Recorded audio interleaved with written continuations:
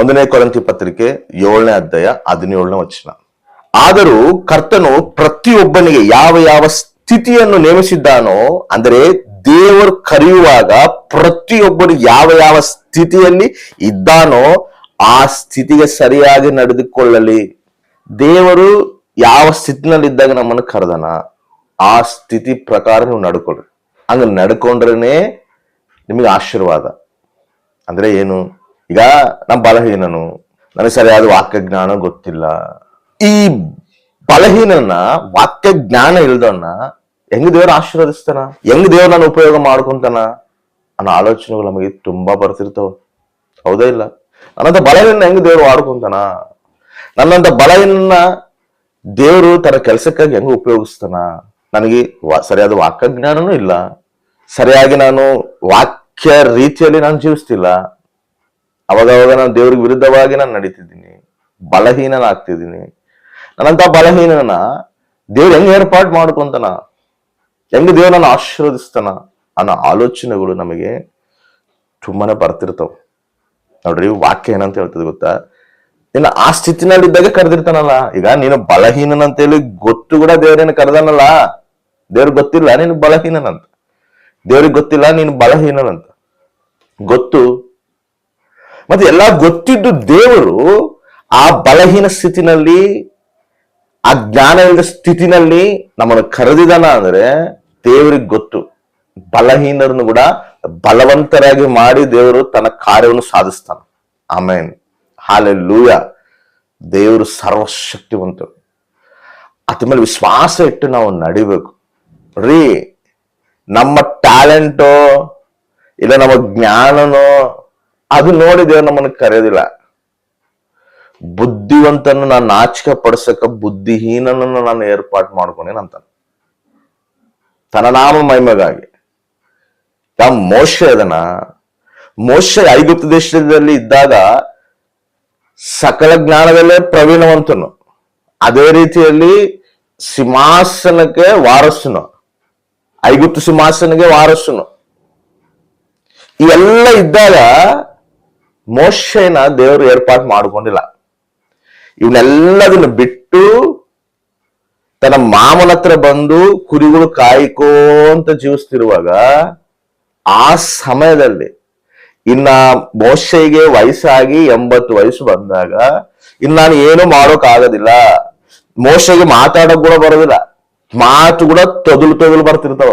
ಆ ಸ್ಥಿತಿನಲ್ಲಿ ಮೋಶೆ ಇದ್ದಾಗ ಮೋಶೆನ ದೇವರು ಏರ್ಪಾಟ್ ಮಾಡ್ಕೊಂತಾನ. ಆಮೇಲೆ ಮೋಶೆ ಶಕ್ತಿ ಇಲ್ಲ, ಮೋಶೆಗೆ ಆಲ್ರೆಡಿ ವಯಸ್ಸಾಗತ್ತೆ, ಜ್ಞಾನ ಕೂಡ ಬರ್ತಾ ಕಡಿಮೆ ಆಗತ್ತೆ, ಸರಿಯಾಗಿ ಮಾತಾಡೋ ಕೂಡ ಬರ್ತಿಲ್ಲ ಸ್ಥಿತಿನಲ್ಲಿ ದೇವರು ಮೋಶೆನ ಹಿಡ್ಕೊಂಡು ಲಕ್ಷ ಮಂದಿನ ನಡೆಸುವಂತ ನಾಯಕನಾಗಿ ಏರ್ಪಾಟ್ ಮಾಡ್ಕೊಂತಾನ ಮೋಶೆನ ದೇವರು. ನೋಡ್ರಿ, ಅರೆ ನಾನು ಬಲಹೀನನು, ನನ್ನ ಕೈಲಿ ಏನು ಆಗೋದಿಲ್ಲ, ನನಗೆ ಜ್ಞಾನ ಇಲ್ಲ, ನನ್ಗೆ ಯಾವುದಕ್ಕೂ ಉಪಯೋಗ ಬರೋದಿಲ್ಲ ಅಂತೇಳಿ ನಾವು ಅನ್ಕೋಬಾರ್ದು.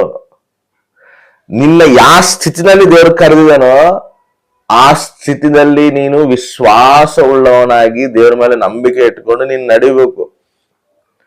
ದೇವ್ರ ಖಚಿತವಾಗಿ ಒಂದಿನ ನಮ್ಮನ್ನ ತನ್ನ ಒಂದು ಚಿತ್ತಾನುಸಾರವಾಗಿ ತಾನು ಏನು ಸಂಕಲ್ಪ ನಮ್ಮ ಮೇಲೆ ಇಟ್ಟನೋ ಅದು ನೆರವೇರಿಸ್ತಾನ. ಅದಕ್ಕೆ ನಾವು ದೇವರಿಗೆ ವಿಧೇಯರಾಗಬೇಕು. ಅದಕ್ಕೆ 20 ವಚನದಲ್ಲಿ ಒಂದು ಮಾತು ಹೇಳ್ತಾನೆ ನೋಡ್ರಿ, ದೇವರು ಕರೆದಾಗ ಪ್ರತಿಯೊಬ್ಬನು ಯಾವ ಸ್ಥಿತಿಯಲ್ಲಿ ಇದ್ದಾನೋ ಆ ಸ್ಥಿತಿಯಲ್ಲೇ ಇರಬೇಕು. ನೀನು ಯಾವ ಸ್ಥಿತಿನಲ್ಲಿ ದೇವರು ಕರೆದಾನೋ ಆ ಸ್ಥಿತಿನಲ್ಲೇ ನೀನು ಇರು, ಆ ಸ್ಥಿತಿನಲ್ಲೇ ನಡ್ಕೋಂತ ದೇವ್ರ ಮೇಲೆ ವಿಶ್ವಾಸ ಇಟ್ಟು ನಾವು ಜೀವಿಸುವಂತವ್ರು ಆಗಿರ್ಬೇಕು. ದೇವ ನನಗೆ ಬಲ ಇಲ್ಲ, ದೇವ ನನಗೆ ಶಕ್ತಿ ಇಲ್ಲ, ನನಗೆ ಏನಿಲ್ಲ ಪ್ರಭು ಅಂತಂದ್ರೆ ನೋಡ್ರಿ, ಈಗ ಲೋಕ ನೋಡ್ತದದು ನಮಗೆ ಬಲ ಜ್ಞಾನ ಇವೆಲ್ಲ ಲೋಕಕ್ಕೆ ಬೇಕು. ಲೋಕದಲ್ಲಿ ನಾವು ಜೀವಿಸ್ಬೇಕು, ಲೋಕದಲ್ಲಿ ನಾವು ಆಶೀರ್ವಾದ ಹೊಂದಬೇಕು, ಲೋಕದಲ್ಲಿ ನಾವು ಉನ್ನತ ಸ್ಥಾನದಲ್ಲಿ ಬರಬೇಕು ಅಂತ ಹೇಳಿದ್ರೆ ನಮಗೆ ಬಲ ಇರಬೇಕು, ಜ್ಞಾನ ಇರಬೇಕು, ವೇಚನೆ ಇವೆಲ್ಲ ಬೇಕಂತ ಹೇಳಿ ಲೋಕ ಹೇಳ್ತದೆ. ಈಗ ಒಂದು ಕ್ರಿಕೆಟ್ ಪ್ಲೇಯರ್ ಆಗ್ಬೇಕು ಅಂದ್ರೆ ಸಚಿನ್ ತೆಂಡೂಲ್ಕರ್ ಆ ಒಂದು ರೀತಿನಲ್ಲಿ ಬರ್ಬೇಕಂದ್ರೆ ಅವ್ನಿಗೇನಿರ್ಬೇಕು, ಅವ್ನ ಫಿಟ್ನೆಸ್ ಇರ್ಬೇಕು. ಅದಕ್ಕಾಗಿ ಅವ್ನು ಪ್ರಯಾಸ ಪಡ್ಬೇಕು, ಫಿಟ್ನೆಸ್ ಇರ್ಬೇಕು, ನಾನು ಫುಲ್ ಹೆಲ್ತಿ ಆಗಿರ್ಬೇಕು. ಹೆಲ್ತಿ ಆಗಿರೋದ್ರೆ ರಿಜೆಕ್ಟ್ ಮಾಡ್ತಾರ, ಕಿತ್ತು ಬಿಸಾಕ್ತಾರ. ಲೋಕ ಏನ್ ಕೇಳ್ತೈತೆ? ಬಲ ಕೇಳ್ತೈತೆ, ಲೋಕ ಶಕ್ತಿ ಕೇಳ್ತದೆ, ಈ ದೇಹದ ಶಕ್ತಿ ಬೇಕು ಅಂತ ಹೇಳ್ತದೆ. ಆದ್ರೆ ದೇವ್ರ ಏನಂತ ಹೇಳ್ತಾನೆ, ನೀನ್ ಬಿಡು. ಮೋಶೆಗೆ ಅಸಲು ದೇಹ ಶಕ್ತಿನೇ ಇಲ್ಲ. ಅಬ್ರಾಹ್ಮನಿಗೆ ದೇಹ ಶಕ್ತಿನೇ ಇಲ್ಲ. ಏನ್ ಬೇಕಪ್ಪ ಅಂತ ಹೇಳಿದ್ರೆ ಆತ್ಮ ಸಂಬಂಧವಾದ ಶಕ್ತಿ ಬೇಕು. ಆಮೇನ್. ದೇವರಿಗೆ ಏನ್ ಬೇಕು? ಆತ್ಮ ಸಂಬಂಧವಾಗಿ ಬಲ ಪಡಬೇಕು ನಾವು. ಆತ್ಮ ಸಂಬಂಧವಾಗಿ ನಾವು ಸಿದ್ಧರಾಗಬೇಕು ನಾವು. ಅದನ್ನ ದೇವ್ರು ಕೇಳ್ತಾನೆ. ಅದಕ್ಕೆ ನಮ್ಮನ್ನು ಸಿದ್ಧಪಡಿಸ್ತಾನೆ ದೇವರು. ಲೋಕ ಏನೋ ಲೋಕ ಸಂಬಂಧವಾದ ಈ ದೈಹಿಕ ಸಂಬಂಧವಾದ ಶಕ್ತಿ ಕಳತದೆ. ಆದ್ರೆ ದೇವ್ರು ಏನ್ ಮಾಡ್ತಾನೆ ಗೊತ್ತಾ? ಈ ದೈಹಿಕ ಶಕ್ತಿನ ಕೂಡ ಬಲಪಡಿಸಕ ನಮ್ಮಲ್ಲಿ ಆತ್ಮ ಶಕ್ತಿನ ದೇವರು ತುಂಬಿಸ್ತಾನೆ. ಆಮೇನ್. ಹಲ್ಲೆಲೂಯಾ. ನೀನ್ ಯಾವ ಸ್ಥಿತಿನಲ್ಲಿದೆ ಆ ಸ್ಥಿತಿನಲ್ಲಿ ಇರು. ನಂಬಿಕೆವಾಗಿ ನೀನ್ ಕಾಯಿ. ನನ್ನಲ್ಲಿ ವಿಶ್ವಾಸ ಇಟ್ಟು ನೀನ್ ನೋಡು. ಮೋಶೆ, ನೀನು ಮೌನವಾಗಿದ್ದಿ ನಾನು ಮಾಡೋ ಕಾರ್ಯಗಳನ್ನು ನೀನ್ ನೋಡ ಅಂತ ಹೇಳ್ತಾನೆ. ಆಮೇನ್. ಅವ್ ಏನ್ ಮಾಡ್ತಾನೆ ಹೇಳು ಮೋಶೆ? ವಿಶ್ವಾಸವಿದ್ದ ದೇವರ ಕಡೆ ನೋಡ್ತಾನ. ಆ ಕೆಂಪು ಸಮುದ್ರನ ದೇವರು 2 ಪಾಯಲು ಮಾಡ್ತಾನ. ಅದ್ರಾಗಿದ್ದ ಇಸ್ರಾಯೇಲ್ ಪ್ರಜೆಗಳನ್ನ ದಾಟಿಸ್ತಾನ. ಮೌನವಾಗಿ ನಾವು ಕಾಯ್ಬೇಕು. ಯಾವ ಸ್ಥಿತಿಯಲ್ಲಿ ಆ ಸ್ಥಿತಿಯಲ್ಲಿ ಕಾಯಿ. ಬಲಹೀನ ನದಿ, ಆ ದೇವ ನನ್ ಬಲಹೀನ ನದಿ, ದೇವ ನನಗೆ ಜ್ಞಾನ ಇಲ್ಲ, ಇದಿಗೋ ನಿನ್ ಸನ್ನಿಧಿ ನಾನು ಕುಂತೀನಿ ಅಂತ ಹೇಳಿ ವಿಶ್ವಾಸಲಿದ್ದ ನಂಬಿಕೆಲಿದ್ದ ದೇವ್ರ ಸನ್ನಿಧಿಯಲ್ಲಿ ಕೂತ್ಕೋ. ಬಲ ತುಂಬಿಸ್ತಾನ. ಆತ್ಮ ಸಂಬಂಧವಾದ ಬಲ ತುಂಬಿಸ್ತಾನ. ದೈವಿಕ ಸಂಬಂಧವಾದ ಜ್ಞಾನನ ತುಂಬಿಸ್ತಾನ. ಜ್ಞಾನ ಇಲ್ದ ನನಗೆ ಕೇಳಿ ನಾನು ಜ್ಞಾನ ಕೊಡ್ತೀನಿ ಅಂತೇಳಿ ದೇವ್ರು ವಾಕ್ಯ ಹೇಳತದ. ಕೇಳಿ ಪಡ್ಕೋಬೇಕು.